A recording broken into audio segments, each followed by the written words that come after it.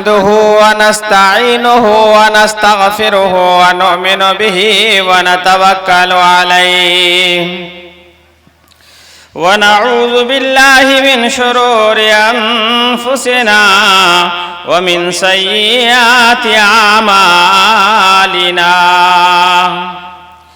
मन यहदिहिल्लाहु फला मुदिल्ल लहु व मन युद्लिलहु फला हादिय लहु व नशहदु अन ला इलाहा इल्लल्लाह वहदहु ला शरीक लहु व नशहदु अन्न सय्यदना व मौलाना मुहम्मदन अब्दुहु व रसूलुहु फ़अऊज़ु बिल्लाहि मिनश शैतानिर रजीम बिस्मिल्लाहिर रहमानिर रहीम क़ुल इन कुन्तुम तुहिब्बूनल्लाह फ़त्तबिऊनी युहब्बिबकुमुल्लाह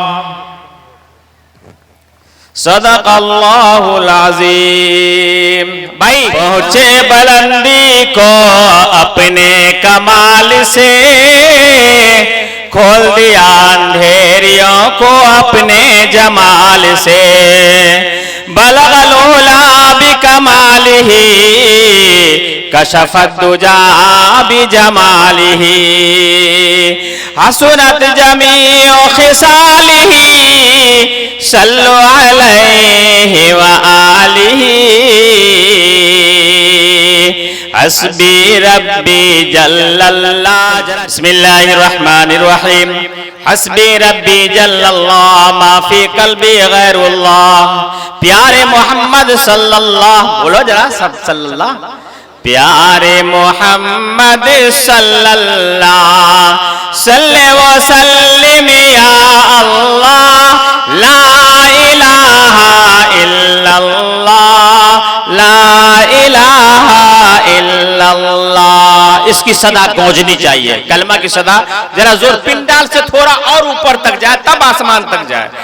ला इलाहा इल्लल्लाह ला इलाहा इल्लल्लाह। आग लगा दे हस्ती में, फूंक दे सब कुछ मस्ती में, कहता रहा तो हर पस्ती में ला इलाहा इल्लल्लाह ला इलाहा इल्लल्लाह। मेरे मोहतरम बुजुर्गों, दोस्तों, पर्दानशी मार बहनों, काबिल कद्र उलमाए किराम, अल्लाह ताला ने इस कायनात को और कायनात की सारी चीजों को हजरत मोहम्मद मुस्तफ़ा सल्लल्लाहु अलैहि वसल्लम के सदक़े में बनाया। इसकी दलील यहाँ मिलती है कि हजरत आदम अलैहिस्सलाम को जब अल्लाह ताला ने बनाया तो अर्श पे लिखा हुआ देखा था ला इलाहा इल्लल्लाह मुहम्मदुर रसूलुल्लाह। ला इलाहा इल्लल्लाह मुहम्मदुर रसूलुल्लाह। अल्लाह के नबी सल्लल्लाहु अलैहि वसल्लम फरमाते हैं कि कोई आदमी उस वक्त तक मोमिन कामिल नहीं हो सकता, मोमिन कामिल नहीं हो सकता जब तक कि वो मुझसे, अपनी औलाद से और अपने माँ बाप से बढ़ के मुझसे मोहब्बत ना करे। एक जगह है कि उस वक्त तक कोई मोमिन कामिल नहीं हो सकता जब तक कि अपने पूरी ख्वाहिशात को मेरे ताबे ना कर दे। यानी इश्क़ नबी हर मोमिन के दिल में होना जरूरी है। अल्लाह के नबी सल्लल्लाहु अलैहि वसल्लम का विसाल हो जाता है। चंद ही दिन गुजरे थे आपके इंतकाल को कि एक यहूदी आलिम ऊंट पे सवार होकर के बहुत दूर दराज से सफर कर करके आ रहे हैं, मस्जिद नबवी तक पहुंचे हैं और वहां पहुंचने के बाद ऐलान किया कि तुम में से कोई शख्स मुझे मोहम्मद से मुलाकात कराएगा। हजरत अली रज़ी अल्लाह ताला अन्हु उस जगह मौजूद थे। हुजूर का विसाल हो चुका था। मदीने में अफरा तफरी का माहौल था। हर एक के दिल में जख्म था, कल्ब बिल्कुल जख्मी था। अल्लाह के नबी सल्लल्लाहु अलैहि वसल्लम के नाम सुनते ही हजरत अली का आंख छलक गया, आंख से आंसू जारी हो गए। कहा क्या बात है, क्या काम है तुम्हें? तो उसने कहा कि मैं आलिम हूं, मैं यहूदी हूं, मैं तौरात का आलिम हूं। मैंने तौरात के अंदर मोहम्मद के सिफात का मुताला किया है और ताजा तरीन मुताला है हमारा। हम मुताला करने के बाद आशिक हो गए हैं, हम उनसे मिलना चाहते हैं। हजरत अली रज़ी अल्लाह ताला अन्हु ने फरमाया, ऐ वो शख्स जिसने मोहम्मद का इश्क जो तुम्हें लाया यहाँ तक, मोहम्मद सल्लल्लाहु अलैहि वसल्लम का चंद दिन कबल विसाल हो चुका।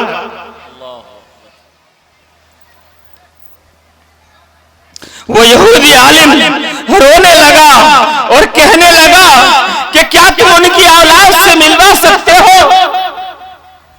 तो हजरत अली रज़ी अल्लाह ताला अन्हु ने एक आदमी को साथ लगाया और हजरत फातिमा से मुलाकात के लिए भेजा। वो यहूदी आलिम हजरत फातिमा के पास जाते हैं और कहते हैं कि आपके पास मोहम्मद की कोई निशानी है तो मुझे दीजिए। चुनांचे वो कपड़ा जो विसाल से पहले, इंतकाल से पहले आपके बदन में था, वो कपड़ा महफूज था, उस कपड़े को दिया। उस कपड़े को लेता है यही यहूदी आलिम और लेकर के सूंघता है, चूमता है और उनकी खुशबुओं को महसूस करता है और तारीफों में कहता है कि कैसी खुशबू है, क्या है, मतलब हर तरह की तारीफ करता है उस कपड़े से। जब किसी से इश्क किसी को हुआ करता है, अमर्रो अला दियारी लैला उक़ब्बिलु ज़लजिदारी जिदारा। जब किसी से किसी को इश्क हो जाता है, मोहब्बत हो जाता है, तो उसके लिबास से मोहब्बत होती है, उसके चाल से मोहब्बत होती है, उसकी अदा से मोहब्बत होती है, उनकी सारी चीजों से मोहब्बत होती है। यानी आपका मोहब्बत उस पर तारी हो गया। चुनांचे लैला से जब लैला से मजनू की मोहब्बत हुई, जब लैला से मजनू की मोहब्बत हुई, तो मजनू ने कहा अमर अला दियारी लैला उक़ब्बिलु ज़लजिदारी जिदारा। जब मैं लैला के उस गली से गुजरता हूँ जिधर से लैला गुजरी होगी, तो कभी मैं दीवार के इस ईंट को चूमता हूँ, कभी दीवार के इस ईंट को चूमता हूँ कि मेरी लैला जो इधर से गुजरी होगी तो हो सकता है कभी चिपक गई होगी, कभी खुशबू लग गया होगा। कहा कि दरो दीवार से मोहब्बत हो जाती है। ये यहूदी आलिम को इतना इश्क चढ़ा हुआ था कि आपके मोहब्बत में कहने लगे उसके बाद हजरत अली से कि आप जरा मोहम्मद अरबी सल्लल्लाहु अलैहि वसल्लम के सीरत को बयान कीजिए, सुन्नत को बयान कीजिए। चुनांचे हजरत अली रज़ी अल्लाह ताला अन्हु फिर रोने लगे, बेजार रोते रहे और कह रहे थे वो शख्स जिसने तूने मेरे जिस्म जख्म को ताज़ा कर दिया है, ये बात मुझसे कही नहीं जाती। उसके बावजूद भी सुन ले, जितना इश्क और जितना मिलने का इश्तियाक तुमको है, कहीं अली को उससे ज्यादा उस जाते गिरामी से मिलने का इश्तियाक है। और उसके बाद हजरत अली रज़ी अल्लाह ताला अन्हु ने आपके बारे में, आपके जुल्फों के मुतालिक, आपके चेहरे के मुतालिक, आपके शान के मुताबिक बयान करते हुए चले जा रहे हैं। वो यहूदी आलिम कहता है कि बस मैंने ऐसा ही तौरात में पढ़ा है, मैंने ऐसा ही तौरात में पढ़ा है। यह इश्क पर्ची आ गई है मुझे।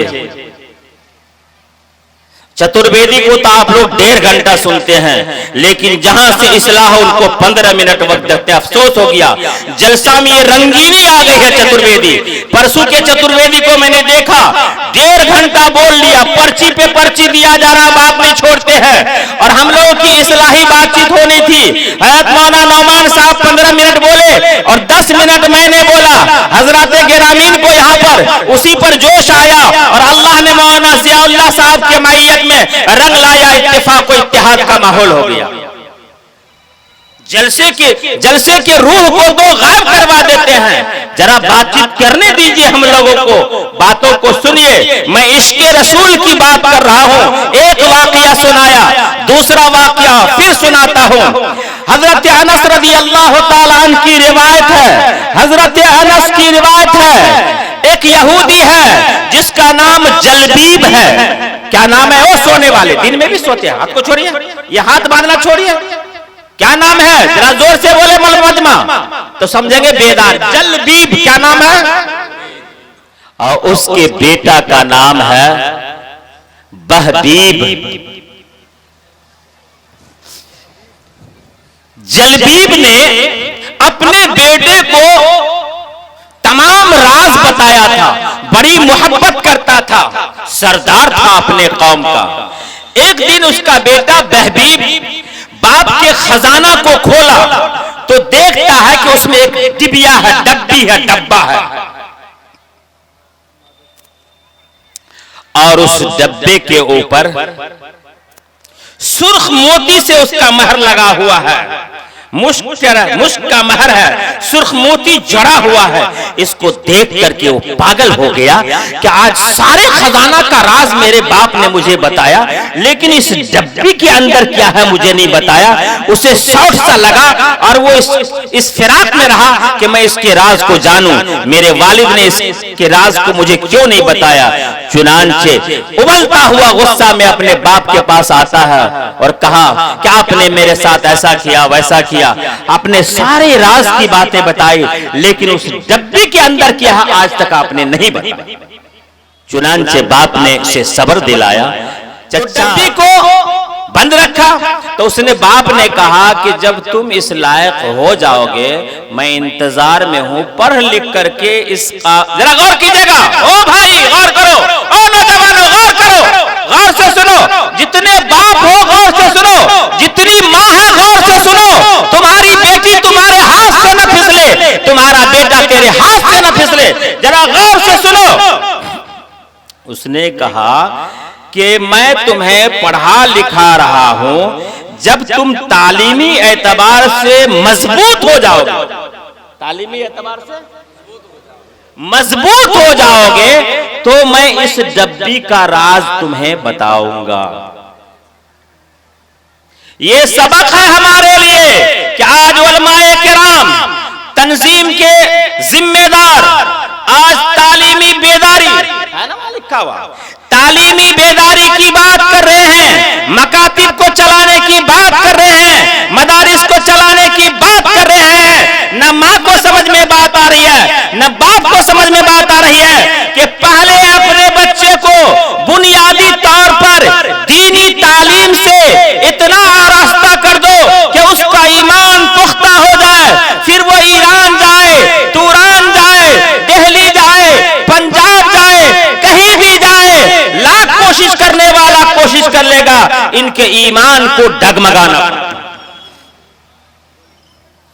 जिस तरीके से जलबीब ने अपने बेटे से कहा, बहबीब से, कि जब तुम अपनी तालीम में पुख्ता हो जाओगे तो मैं इस डब्बी का राज तुम्हारे ऊपर खोलूंगा।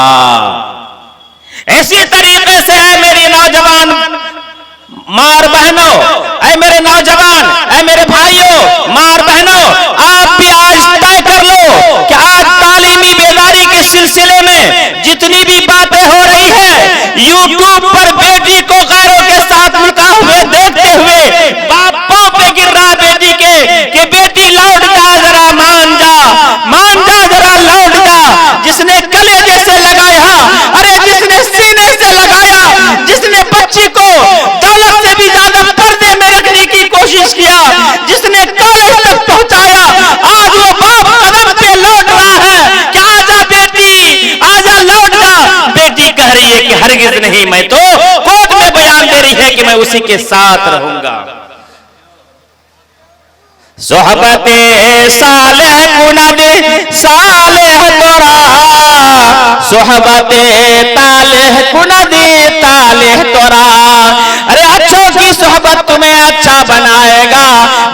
की सोहबत तुम्हें बुरा बनाएगा। तो मैं कह रहा था जलबीब के बारे में।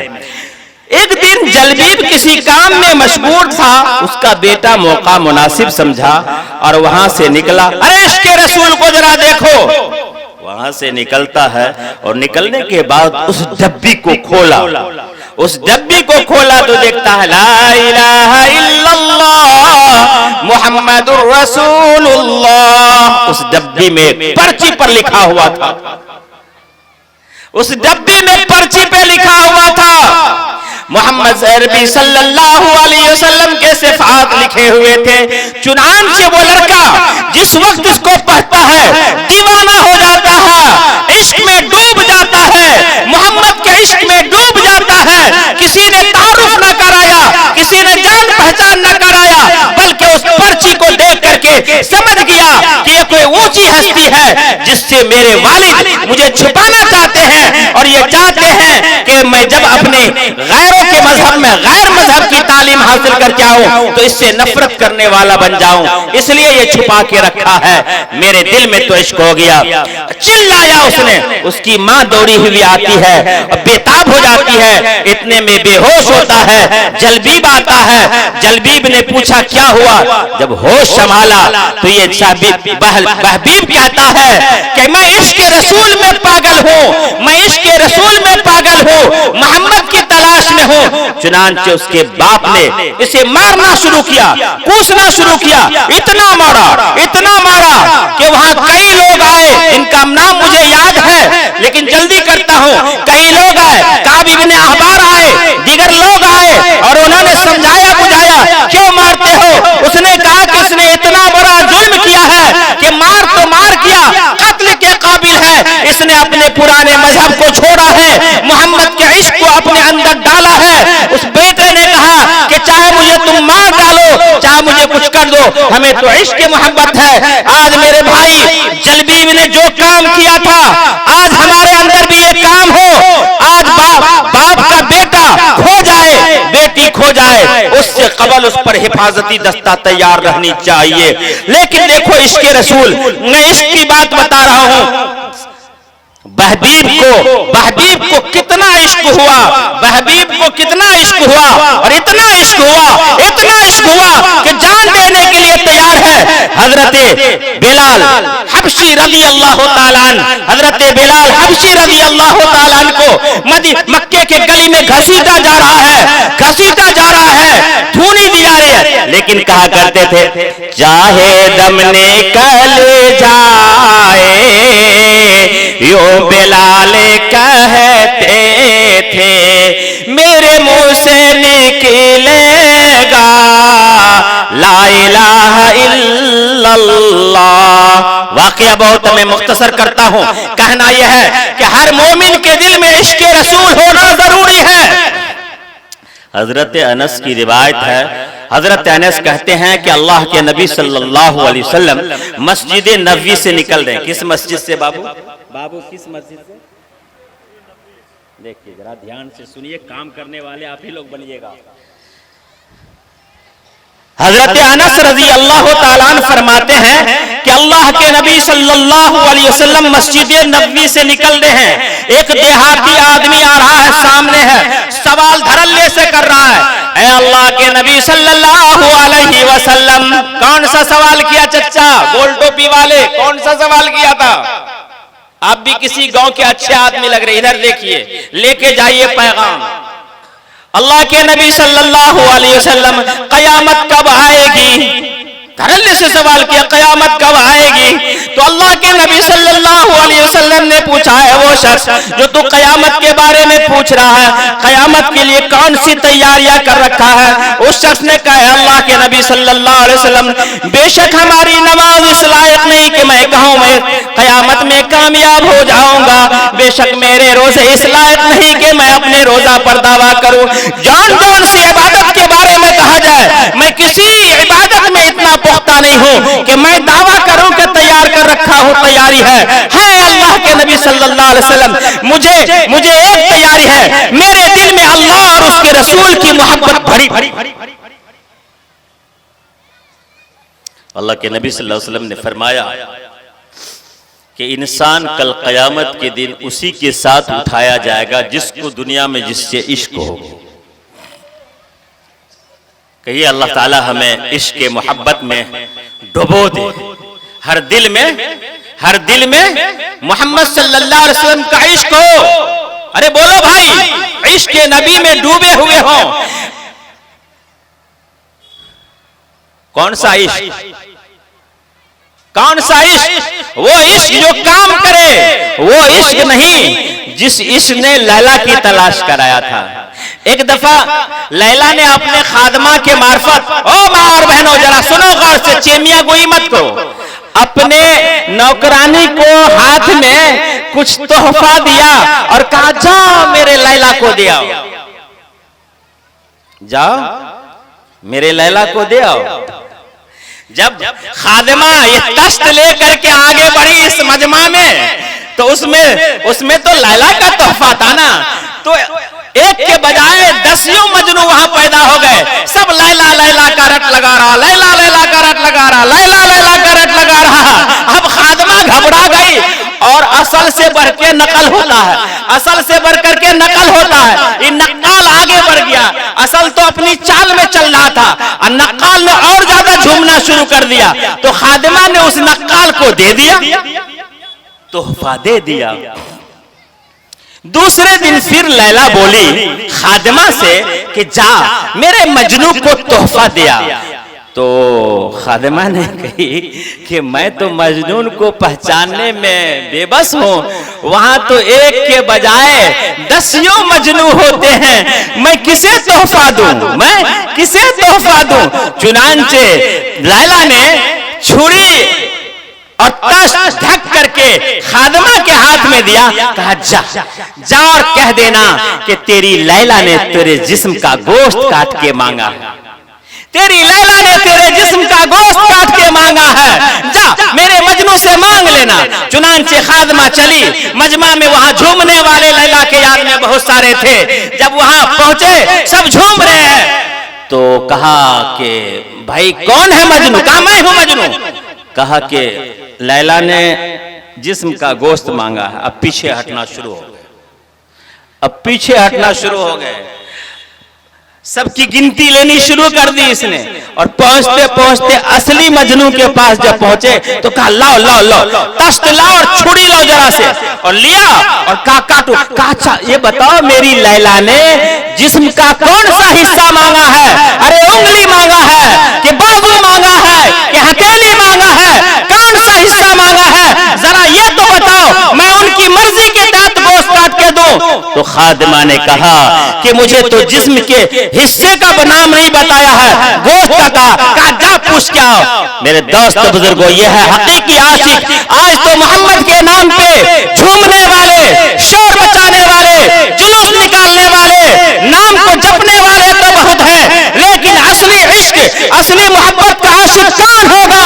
वही होगा जिसके चेहरे पे मोहम्मद का रंग हो, जिसकी शादी ब्याह में मोहम्मद का रंग हो, जिसके आंगन घर में मोहम्मद का रंग हो, जिसके चाल चलन में मोहम्मद का रंग हो, जिसकी समाज में मोहब्बत का रंग हो।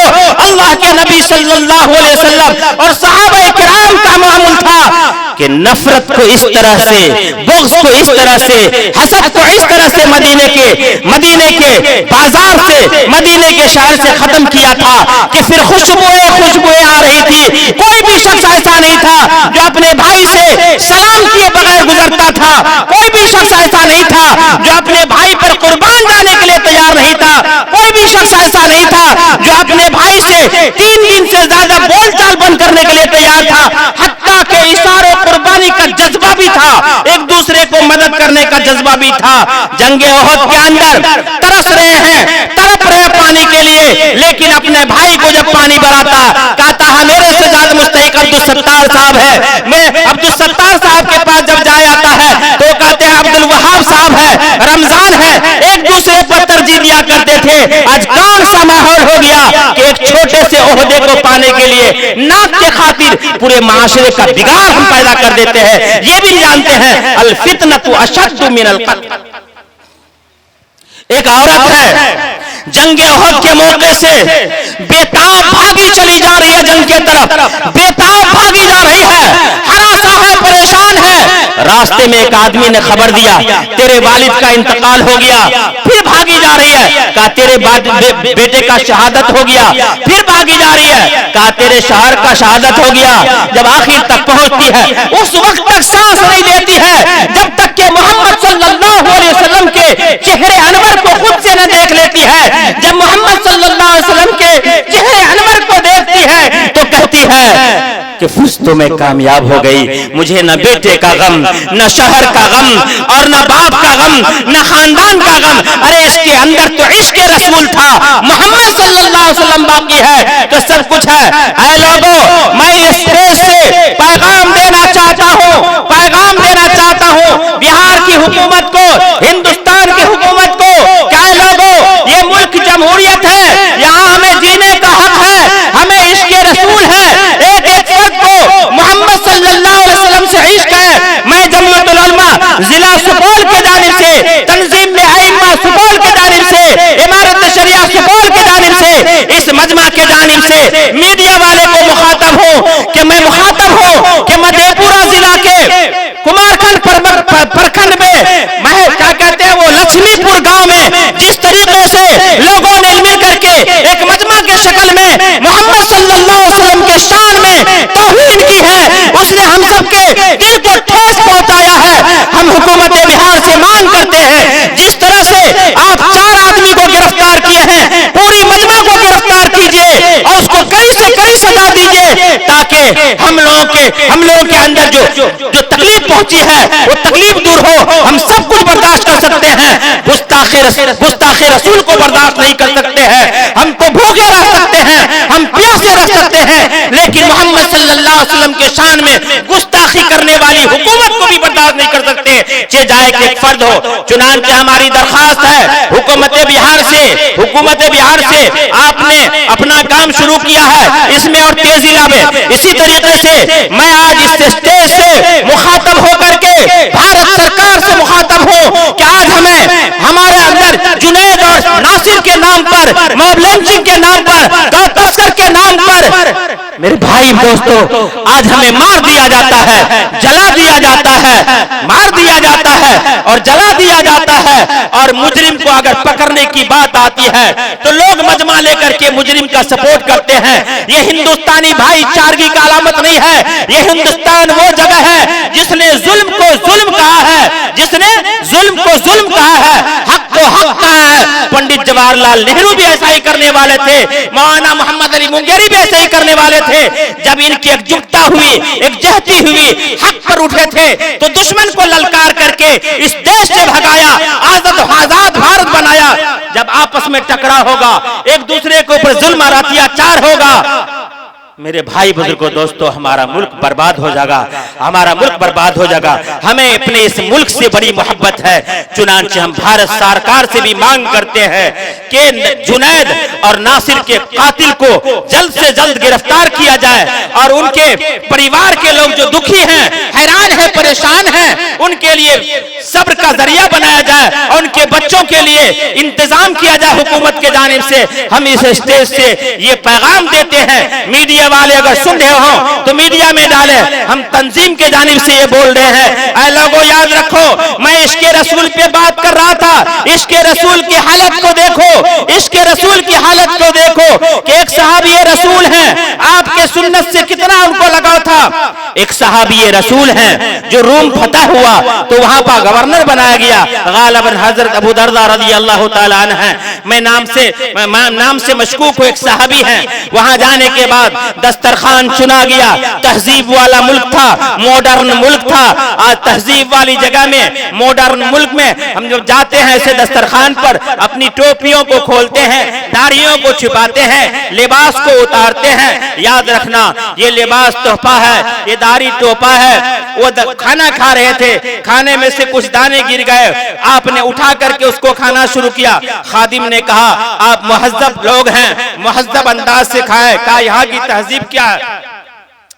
उसने कहा कि इसके खाने से, इस तरह से खाने से लोग तौहीन समझेंगे। तो हजरत साहबी ने फरमाया, ऐ वो शख्स याद रखना, ऐ वो शख्स याद रखना, मोहम्मद सल्लल्लाहु अलैहि वसल्लम के की सुन्नतों को छोड़ने के लिए मुझे तू तरगीब दे रहा है। मेरे नबी ने यह सुन्नत बताया है कि जब दस्तरखान पर गिर जाए तो उसके खाओ। मैं सब कुछ तो बर्दाश्त कर सकता हूँ, अपने नबी की सुन्नत को नहीं छोड़ सकता हूँ। ऐ माँ और बहनों, ऐ मेरे भाइयों, इन तोहफा को लेके जाइए, अपने नबी से इश्क कीजिए। मैं एक और मौजू लेके आया था लेकिन नहीं करूंगा उस पर बातचीत, अल्लाह किसी और से करवा देगा। इत्तेफाक के साथ, इत्तेहाद के साथ, मोहब्बत के साथ रहो। ओ मेरी माँ और बहनों, इसके ऊपर तवज्जो आपको देनी पड़ेगी। कम अज कम कान ही भरना है तो महीना में एक दिन अपने शौहर का कान भरो, रोजाना शौहर का कान मत भरो। आग लगाने का काम तुम करती हो। क्या कहा? आग लगाने की काम तुम करते हो। औरों की बुरी बात तो भाती नहीं तुमको, पर अपनी बुराई नजर आती नहीं तुमको। नीना बीना को छोड़ो, सास बहू से मोहब्बत करे, बहू सास से मोहब्बत करे, परिवार फटने से बच जाएगा, टूटने से बच जाएगा। गांव और समाज में चंद लोगों को अल्लाह इज्जत देता है और शैतान उसी पर पूरी मेहनत करता है। चंद लोगों को इज्जत देता है, शैतान पूरी मेहनत उसी पे करता है। अल्लाह इज्जत दे करके उसे आगे लाता है और शैतान उस पर मेहनत करके उसे बजाय समाज सुधार और समाज सोशल के आदमी रहने के बजाय उस पर शैतान इतना मुसल्लत होता है कि समाज में ये बिगाड़ पैदा कर देता है, एक दूसरे को लड़ाता है, झगड़ाता है, थाना पुलिस करता है, अपने आमदनी का जरिया कर लेता है। अगर ऐसे कोई प्रतिनिधि, अगर ऐसा कोई मंजन है तो याद रखना, तहम जहन्नम का गढ़ा तेरे लिए ठिकाना है। और अगर तुमने इसको इस्लाह की फिक्र से अल्लाह के नबी सल्लल्लाहु अलैहि वसल्लम के तरीके को अपना करके, जब अल्लाह ने इल्म दिया है, धन दिया है, दौलत दिया है, इस्लाह बनाया है, समाज को जोड़ने की कोशिश करोगे तो अल्लाह के नबी सल्लल्लाहु अलैहि वसल्लम तुम्हारे इंतजार में है, अपने साथ तुम्हें जन्नत में लेके जाएगा।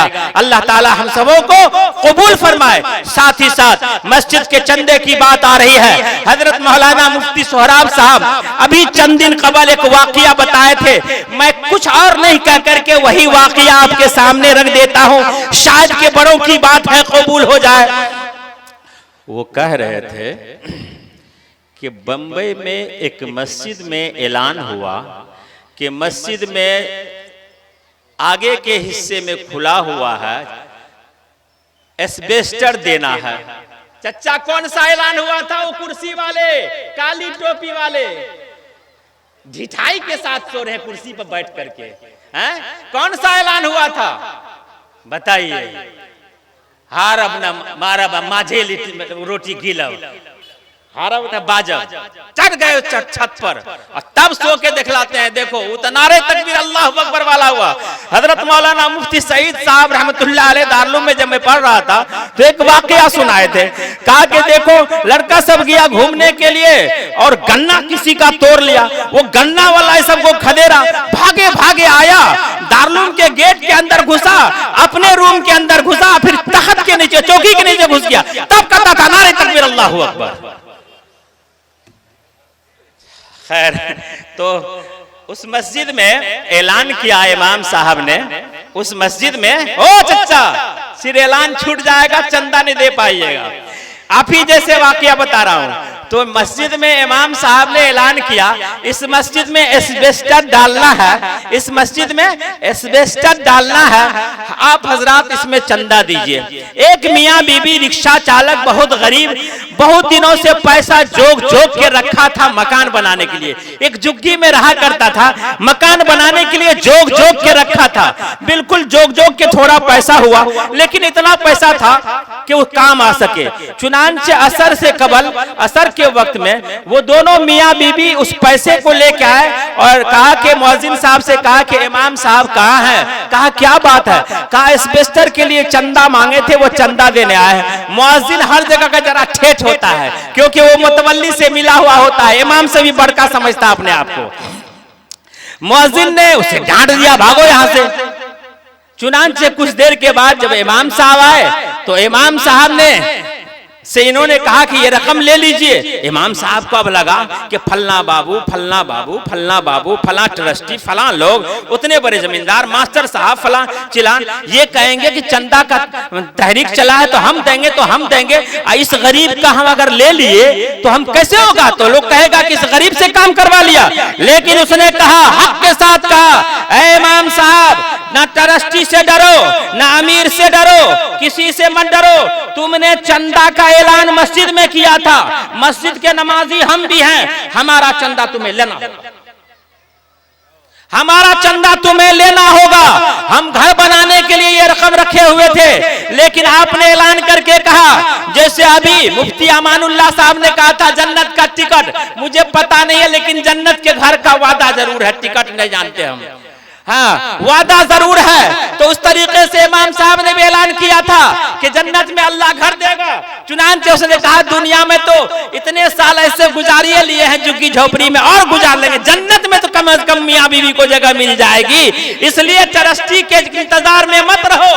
अब ये बात लेकर के, रकम लेकर के इमाम साहब असर की नमाज में हाजिर हुए, तमाम ट्रस्टियों को बुलाया, फैक्ट्री वाले को बुलाया, कहा माजरा ये है, ऐलान किया था जुमा में एस्बेस्टर का, और एक आदमी जो अपने घर बनाने के लिए रखे हुआ था वो लेके चला आया है और कहता है कि लेना होगा। ट्रस्टियों ने कहा इस पैसे को रख लो, और ट्रस्टियों ने कहा मेरे लिए शर्म और गैरत की बात है, एक मजदूर अपने घर बनाने के लिए पैसा रखा हो, मस्जिद के लिए वो चला आता हो लेकर के, हम ट्रस्टी इतने पैसे बैंक में रख के क्या करेंगे? चुनांचे एक एस्बेस्टर के बजाय उस सहन को मंजिल दर मंजिल बना दिया गया और सारे लोग खुश ऐलान के साथ लग गए। ये मैंने इश्तिहार पढ़ा था कि ये जलसा के साथ साथ मस्जिद मोहम्मद की तौसीक के लिए, तामीर और तौसीक के लिए भी ये तहरीक चला है। तो मैं आप से गुजारिश करूंगा कि आप भी इसके लिए अपना चंदा दें।